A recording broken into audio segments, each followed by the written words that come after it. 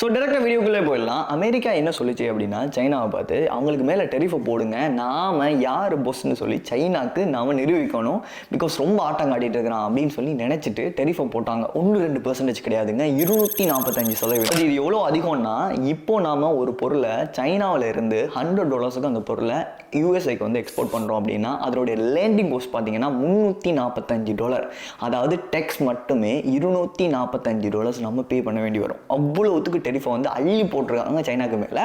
But சைனாவோட reply பார்த்தீங்கன்னா வேறு லெவல் தக் பண்ணியிருக்காங்க அப்படின்னு தான் சொல்லணும். சைனாக்கு மேலே நிறைய எதிர்ப்பு இருந்தாலும் பட் இந்த விஷயத்தில் அவங்க ஹேண்டில் பண்ண விஷயமா இருக்கலாம் வேறு லெவலில் இருக்குது. அவங்க கவர்மெண்ட் பண்ண விஷயத்தை விட அவங்களுடைய மக்கள் இருக்காங்க தானே, அவங்க பண்ண விஷயம் தான் ரொம்ப ரொம்ப கூலாக இருக்குது. ஸோ இதில் அவங்க சொன்ன ஒரு விஷயம் வந்துட்டு, நாங்கள் உங்களுக்கு ஒரு ட்ரூத்தை ரிவீல் பண்ணுறோம் அப்படின்னு சொல்லி ஆரம்பித்து எங்கேயோ போயிட்டு இருக்குது. அதை பற்றி தான் இந்த வீடியோவில் ஃபுல் அண்ட் ஃபுல்லி டீட்டெயிலாக பார்க்க போகிறோம். இவங்க உடைச்சது பார்த்தீங்கன்னா எதெல்லாம் உடைச்சிருக்காங்கன்னா லக்ஸரி பிராண்ட்ஸ் எல்லாத்தையுமே தூக்கிட்டாங்க. அதாவது ஹேமிஸில் ஆரம்பிச்சு, லூயி விட்டானில் ஆரம்பிச்சு, கூச்சியில் ஆரம்பிச்சு, நைக்கி, எடிடாஸ் அப்படின்னு சொல்லி எல்லா லக்ஸரி பிராண்ட்ஸையுமே தூக்கி சாப்பிட்டாங்க. எக்ஸாம்பிளுக்கு சொல்லணும் அப்படின்னா, ஹேமிஸ்ட ஒரு பேக்ஸை நீங்கள் எடுத்துட்டீங்கன்னா, ஒரு ஹேண்ட் பேக் எடுத்தீங்கன்னா $38,000. நீங்கள் கேட்டது கரெக்டு தான், $38,000க்கும் சில பேக்ஸ் வந்துட்டு அவைலபிளாக இருக்குது. அந்த பேக்கை சைனாவில் மேனுஃபேக்சரிங் ஆகிற கோஸ்ட் பார்த்தீங்கன்னா $1,500, லெஸ் தென் $1,500. அதாவது $1,500 ஒரு பொருளை அங்கே மேனுஃபேக்சரிங் பண்ணுற ஒரு பொருளை $38,000 அமெரிக்காவில் விற்கிறாங்க. ஸோ ஜஸ்ட்டு அந்த லேபிளிங் பிராண்டிங்காக மட்டும். ஸோ இங்கே மேனுஃபேக்சரிங் ஆகும்போது லேபிளோ பிராண்டிங்கோ இருக்காது. ஸோ அதில் பிராண்டிங் எட் பண்ணுறதுக்கு இன்னொரு நாட்டுக்கு போகுது, பேரிஸோ இல்லை இட்டாலியோ, எந்த ஒரு நாட்டுக்கு வேணாலும் போகலாம். ஸோ அந்த நாட்டுக்கு போயிட்டு லொகோ எட் பண்ணதுக்கு அப்புறமா அது பிராண்டாக மாறுது. பிராண்டாக மாறினதோட இவ்வளவு ஹைலி ப்ராஃபிட் வச்சு சேல்ஸ் பண்ணிட்டு இருக்காங்க. ஸோ இது எக்ஸ்போஸ் ஆகினதுனால அமெரிக்கா மக்கள் எல்லாருமே ஹாப்பியாக தான் இருக்கிறாங்க. பிகாஸ் வந்து அவங்களுக்கு ட்ரூத் விளங்கிட்டு, ஒரு கன்சியூமராக அவங்களுக்கு விளங்கிட்டு இது வந்து எவ்வளோ தப்பான ஒரு விஷயம், எவ்வளோ ஹை மார்ஜின் நாங்கள் கொடுத்து வாங்குகிறோம், சேம் பொருள் நம்மளுக்கு லோகோ இல்லாமல் $1,500 வாங்கக்கூடிய அதே பொருளை எத்தனையோ மடங்கு எக்ஸ்ட்ராவாக காசு கொடுத்து கிட்டத்தட்ட $38,000 கொடுத்து அதை நம்ம வாங்குறோமே அப்படின்னு சொல்கிறத அவங்களுடைய கமெண்ட் செக்ஷனில் அவங்க கொடுத்துட்டு வராங்க. ஸோ இதெல்லாம் நீங்கள் எதில் பார்க்கலாம்னு நினைச்சிட்டு இருந்தீங்கன்னா, நீங்கள் டிக்டாக் இருக்குதுன்னா, நீங்கள் ஸ்ரீலங்காவில் இருக்கீங்கன்னா, இந்தியாவில் எல்லாமே எந்த நாட்டில் இருந்தாலும் சரி, நீங்கள் டிக்டாக்ல இருக்கீங்க அப்படின்னா நீங்கள் செக் பண்ணி பார்த்துக்கோங்க. USA vs China டெரிஃப் வார் அப்படின்னு சொல்லி போட்டிங்கன்னா எக்கச்சக்கமான வீடியோஸ் வரும். ஸோ அவங்க எந்த அளவுக்கு ரிவ்யூவல் பண்ணியிருக்காங்கன்னா, அந்த பேக் எப்படி மேக் பண்ணுறோம், என்ன மெட்டீரியல் யூஸ் பண்ணுறோம், என்ன டைப் ஆஃப் டெக்னாலஜி யூஸ் பண்ணுறோம், அதோட சிப் எங்கேருந்து வருது, அதோடைய கம் எங்கேருந்து வருது, ஸோ அதுக்கான மேனுஃபேக்சரிங் கோஸ்ட் எங்களுக்கு உண்மையிலே எவ்வளோ ஆகுது, அதே மாதிரி மென் பவர் கோஸ்ட் எல்லாத்தையுமே எண்ட் டு எண்ட் வந்துட்டு சொல்லியிருக்காங்க. ஸோ அப்படி ரிவ்யூவல் பண்ணதுனால மக்களுக்கு ட்ரூத்தை அக்செப்ட் பண்ண முடியல சில மக்களுக்கு. ஸோ ஏன்னா அவங்க $38,000 வாங்கின ஒரு பொருள் வந்து வெறும் $1,500 தான் வருதா அப்படின்னு சொல்லி திங்க் பண்ணுற லெவலுக்கு போயிருக்குது. ஏன்னா இப்போ நிறைய கம்பெனிஸில் இருக்கக்கூடிய நிறைய பிக் பிராண்ட்ஸுக்கு எல்லாமே இது ரொம்ப பெரிய ஆபத்தாக மாறி இருக்கு. பிகாஸ் வந்து மக்கள் வாங்க முடிட்டாங்கன்னா, பிக் பிராண்ட்ஸாக இருந்தாலும் என்ன, சேல்ஸும் ரெவன்யூ இருந்தால் மட்டும்தான் அவங்களாலேயே சஸ்டெயின் ஆக முடியும். அது இல்லை அப்படின்னு சொன்னால் இழுத்து மூடிட்டு போக வேண்டியதான். ஸோ அதனால பெரிய ஒரு அவங்களுக்கு ஆப்பொண்டு இருக்குது. ஸோ இதில் எக்ஸ்போஸ் ஆகின கேட்டகரிஸ் பார்த்தீங்கன்னா இந்த மாதிரி ஃபேஷன் பிராண்ட்ஸாக இருக்கலாம், அதே மாதிரி எலக்ட்ரானிக் குட்ஸாக இருக்கலாம், ஈவன் இந்த ஐஃபோன்ஸு கூட அவங்க சொல்லிட்டு இருக்காங்க எங்கள்கிட்ட சீப்பாக எடுக்கலாம் அப்படின்னு சொல்லிட்டு. அதே மாதிரி நீங்கள் பார்த்தீங்கன்னா மெஜாரிட்டி இப்போ நீங்கள் அமெரிக்காவில் இருக்கக்கூடிய பொருட்களை நீங்கள் எடுத்தீங்கன்னா கிட்டத்தட்ட நிறைய பொருட்கள் வந்து home of goods, electronic items எல்லாமே 80% மேலே சைனாவில் வந்து தான் எக்ஸ்போர்ட் ஆகிருக்குது வேர்ல்டு முழுக்க. ஸோ எக்ஸாம்பிளுக்கு இந்த ஃப்ரேமே நீங்கள் எடுத்துக்கங்களேன், இந்த வீடியோ ஃப்ரேம் எடுத்துக்கோங்க, பின்னுக்கு இருக்கிற லைட் கூட நாங்கள் சைனாவிலேருந்து எடுத்தது தான், மேலே இயர்ஸ் ஆஃப் பாக்ஸ் அங்கேருந்து எடுத்தது தான். ஸோ ஈவன் நம்ம ஒரு ஐஃபோன் யூஸ் பண்ணோம்னா அது அசம்பிள் பை சைனா தான் வரப்போகுது. ஸோ அங்கேருந்து தான் அசம்பிள் ஆகி தான் வருது. ஸோ அவங்க ஒரு அசைக்க முடியாத ஒரு இடத்த அந்த இடத்துல எடுத்துட்டாங்க. ஸோ அதனால் வந்து யாராலையும் டொமினேட் பண்ண முடியாது. அதை ட்ரம்ப் வந்து ரியலைஸ் பண்ணலைன்னு நான் நினைக்கிறேன். பிகாஸ் வந்து இது வந்து ஒரு நாட்டுக்கும் இடையிலான வார் மாதிரி தெரியல, ட்ரம்ப் பர்சனலாக எடுத்து இந்த வாரம் பண்ணுற மாதிரி இருக்குது. ஆனால் இது ரொம்ப முட்டாள்தனமான ஒரு விஷயம். ஸோ இதில் வந்து பார்த்தீங்கன்னா இப்போ எக்ஸாம்பிளுக்கு லூயி விட்டான் அப்படின்னு சொல்கிற பிராண்டை $50 மேக் பண்ணக்கூடிய ஒரு பொருட்களை கிட்டத்தட்ட $3,000 ரீட்டைலில் யூஎஸ்ஐல எல்லாம் வித்துருக்காங்க. யூரோப் கண்ட்ரியில் எல்லா நாடுகளுக்கும் அப்படி தான் வைக்கிறாங்க. இப்போ லூலு லெமன் அப்படின்னு சொல்கிற பிராண்ட் $7 தான் உங்களுக்கு கோஸ்ட் ஆகுது ஒரு பொருளை மேக் பண்ணுறதுக்கு. $7 அப்படின்னு சொல்கிறது திங்க் பண்ணி பாருங்க. ஒரு சிக்கன் பிரியாணி கூட ஒரு நல்ல கடையில், ஒரு நல்ல மார்க்கெட்டில் இருக்கக்கூடிய நல்ல கடையில் ஒரு $7 நமக்கு சிக்கன் பிரியாணி கூட வாங்க முடியாது. ஸோ ஒரு லக்ஸரி பிராண்டை ப்ராடக்ட் மேனுஃபேக்சரிங் கோஸ்ட் அவ்வளோதான். ஸோ அதை விற்கிற விலை பார்த்தீங்கன்னா எங்கேயோ அவங்க வித்துட்டு இருக்காங்க.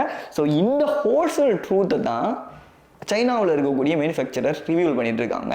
ஸோ இது இப்போ நீங்கள் வந்து டிக்டாக்ல இருந்தாங்கன்னா நான் சொன்ன மாதிரி நீங்கள் சர்ச் பண்ணி பார்த்துடலாம். டிக்டாக்ல நீங்கள் அவைலபிள் இல்லாட்டி எக்ஸில் வந்து செக் பண்ணி பாருங்கள்.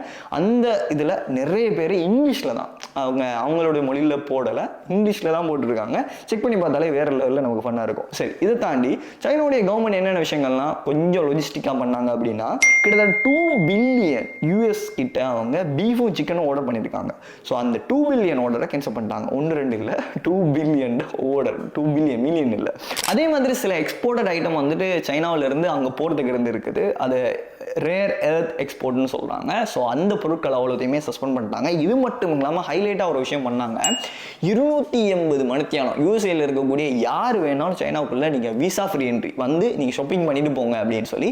ஏன்னா இப்போ கூட நீங்கள் ஒரு பொருளை சைனாவிலேருந்து வாங்குறீங்க அப்படின்னா, அதாவது அங்கேருந்து எக்ஸ்போர்ட் பண்ணி எடுக்கிறீங்க அப்படின்னா நீங்கள் அந்த டெக்ஸ் பே பண்ணி தான் ஆகணும். ஆனால் இதுவே நீங்கள் அந்த நாட்டுக்கு போய் உங்களுக்கு எப்படியுமே நீங்கள் ஹேண்ட் லக்கேஜில் ஒரு 10 கிலோஸ் எடுக்கலாம். அதே மாதிரி செக்கிங்கில் உங்களுக்கு ஒரு 30 கிலோஸ் போடலாம். ஆனால் ஒரு 40 கேஜியான பொருட்களை 40 கிலோக்கு மேற்பட்ட பொருட்களை உங்களால் பர்சனல் குட்ஸாக உங்களுடைய கையிலேருந்து எடுத்து வந்து கொள்ள முடியும். ஸோ இதுக்கு எந்த வித டெக்ஸுமே இருக்காது.